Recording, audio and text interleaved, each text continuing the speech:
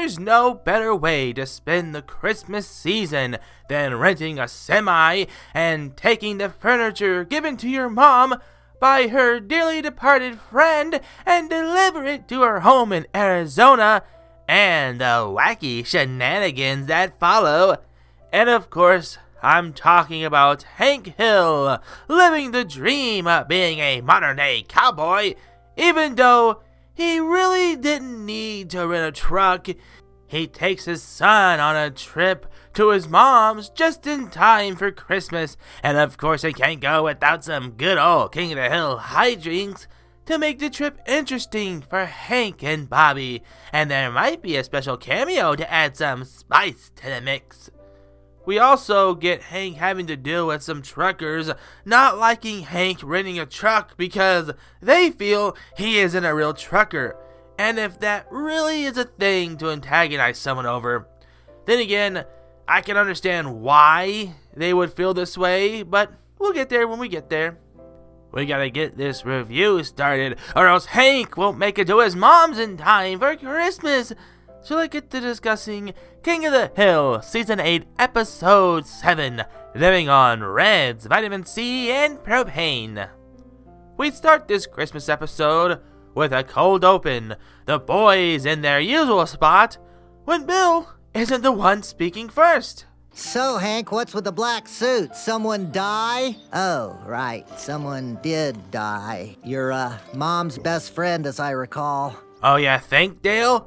Nah, I thought that was a completely normal thing to say. Why not ask Bill how he's feeling since it's the holidays? Which is weird that he's acting pretty calm considering the circumstances. Honestly, it's nice to see Bill, well, not the cold opening from Pretty Dresses. But that might mean because the main plot is focused on Hank and Bobby, but there might be some room for a B plot. Maybe a little extra space for the trailer. Speaking of which, when Tilly tells Hank about how she'll never get the furniture, he volunteers to deliver the furniture to her in her house in Arizona before Christmas Eve. And when Tilly brings up that he might not be able to deliver all the furniture with a moving van, Hank sees an opportunity to live a dream of his, of driving a semi-truck and being honest to goodness trucker. And the boys are mesmerized by the new truck Hank rented. I like how Hank tries to make excuses for why he needs the semi-truck, despite the fact that he could use a moving van. This is one of Hank's dreams, so they don't need to explain anything. I'm sure he's explained it to them with his dreams of working in propane and propane accessories. Hank gives Bobby a tour around the truck cab and gives his boy permission to say hell yeah, while Hank and Bobby get an early start on the trip to Arizona, and Peggy gets a sudden inspiration to write a Christmas song about a father and his son making it to his mom's before Christmas. A very Peggy thing to do. I do like the B-plot that involves Peggy and Luann. They have different personalities while both having that same platter toughness. Now, that has nothing to do with the episode we're talking about, but it's adorable that they're working on a Christmas song about Hank and Bobby delivering furniture to Arizona. That's a lot of space in the trailer. I can't help but that Hank and Bobby aren't the only ones on the trip to Arizona. We're stowing away. We're stowing away. We're so bad. What? Bill, Dale, and Boomhauer snuck away on the trailer? I mean, of course they did. I mean, Bill and Dale can definitely see them do this, but Boomhauer, on the other hand, has always been the, well, normal one aside from Hank, so I think he tagged along because Dale and Bill were already planning on it and Boomhauer wanted to ride along. While Hank and Bobby enjoy the beautiful landscapes and teaches Bobby about trucking, the boys have turned the trailer into a little clubhouse before having a little chair race while the truck is driving uphill. Okay, I'll be honest. If I was with the boys in the most empty dry van trailer, I'd be right there, riding a chair or whatever was on wheels. I don't know if I'd be able to beat the bulldozer with his added, speed. Yeah, that sounds more polite than fatter. And before you call me mean, I want to add that I am quite the portly fowl, a round owl if you will. So I mean no insult when I say that about William Dauterive. Meanwhile, back at Arlen, Peggy and Luann are workshopping ideas for a whimsical Christmas song, and it's cute to see them think of words that go better with the song, and change up the lyrics, and give it more Christmas whimsy. And it's rare that we get a good A and B plot. Well, the A plot would have been perfect had it been for one thing. And really, I can't blame them for having a problem with Hank. I mean, think about it from their point of view. Imagine someone walking into Strickland and acting like they're some propane expert while they know less about propane than Luann. And yes, I know it's one of Hank's dreams to be a trucker, but we all know Hank won't take some rando walking in acting like he's some propane expert, so why is he offended when the truckers can spot a faker, like you can spot a fake propane expert? Also, while the two relax in the cooling truck, the boys cook in the 100-degree weather, and the only food they brought are chips and no water. Saltines, no!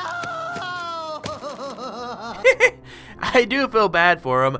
I just find it really funny how Johnny Hardwick delivered that line with such dread when he finds out that he didn't plan ahead and brought some refreshing beverages with them on the trip to Arizona.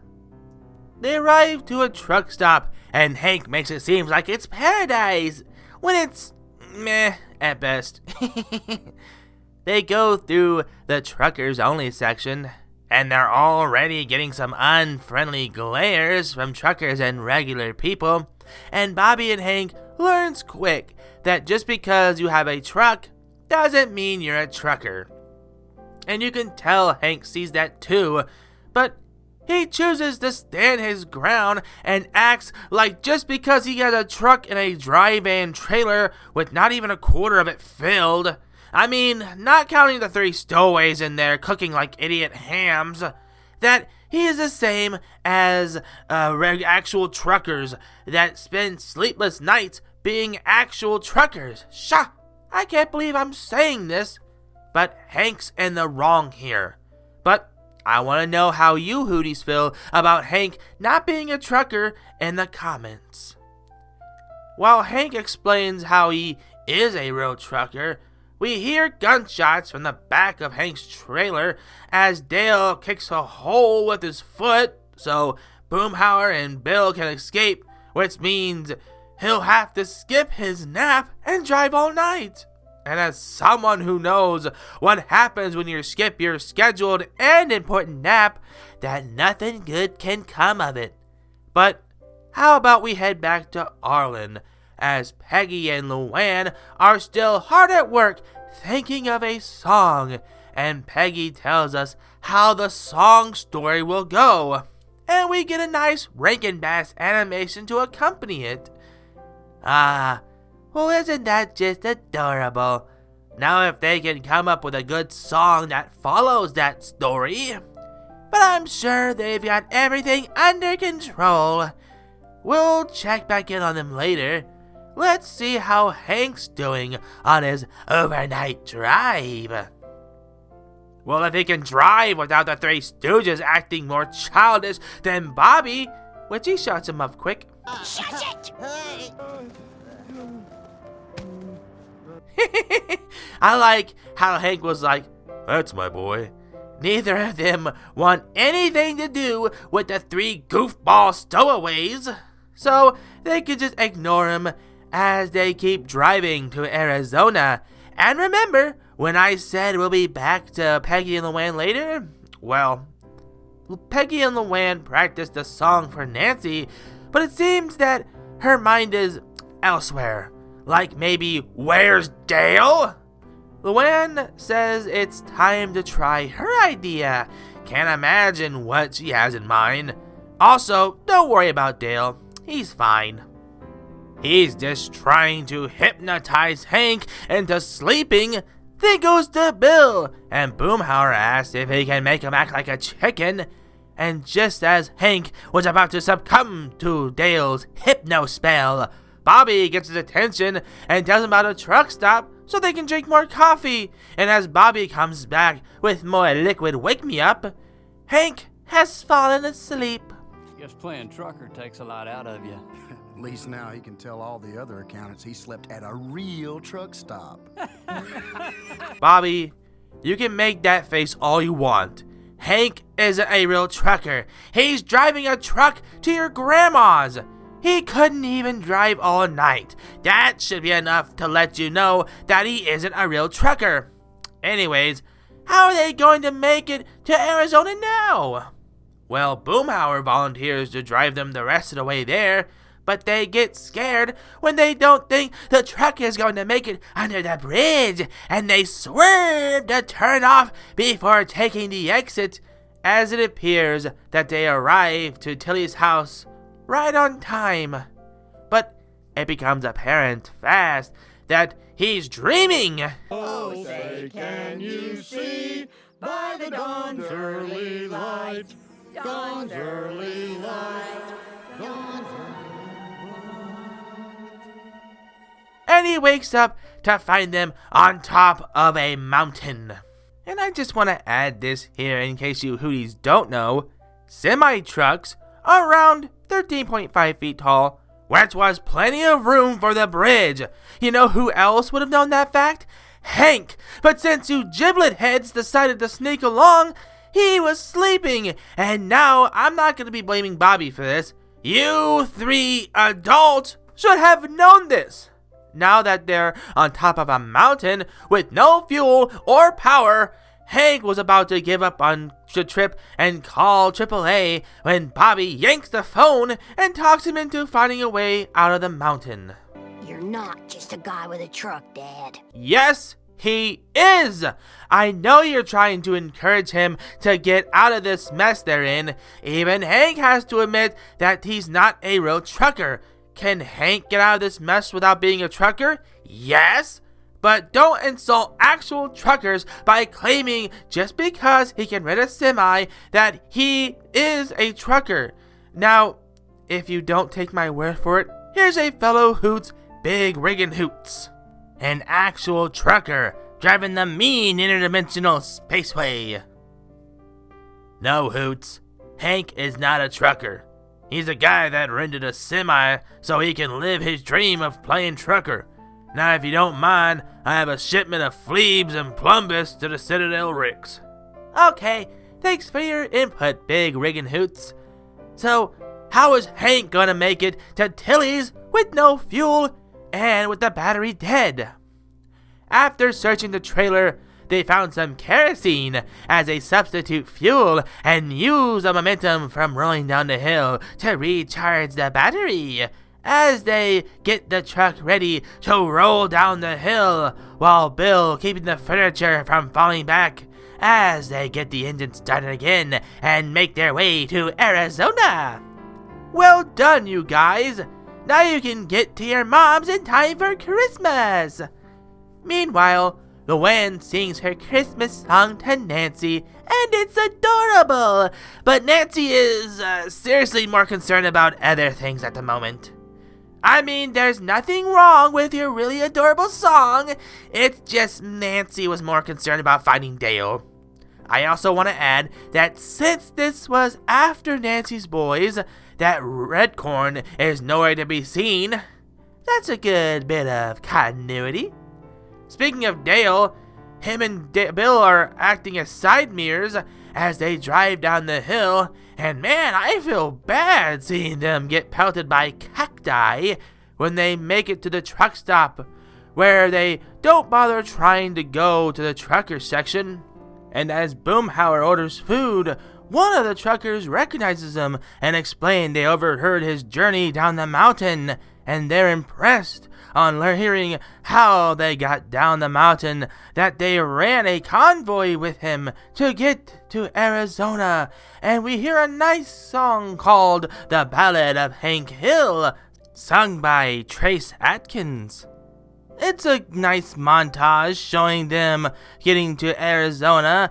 And with that, that was the episode Living on Red's Vitamin C and Propane. Thanks for watching. Sorry it's not that long a video. I really didn't have a lot to say about this episode without rambling more than I already do. And it's really a simple episode plot. It kind of feels like it flies by. All that matters is that you Hooties like the review. Let me know what you think of the episode and the review in the comments.